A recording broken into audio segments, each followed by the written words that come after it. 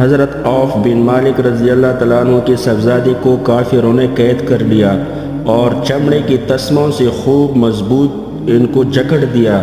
ان پر نہایت سختی کی جاتی تھی اور بھوکا بھی رکھا جاتا تھا۔ انہوں نے اپنے والد کے پاس کسی طرح اپنے احوال کی اطلاع بھیجی کہ حضور صلی اللہ علیہ وسلم سے دعا کے لیے عرض کریں۔ حضور صلی اللہ علیہ وسلم کو جب اطلاع پہنچی تو آپ صلی اللہ علیہ وسلم نے فرمایا ان کے پاس یہ کہلا بھیجو کہ اللہ تعالیٰ سے ڈرتے رہو، تقوی اختیار کرو اور اسی پر توکل کرو۔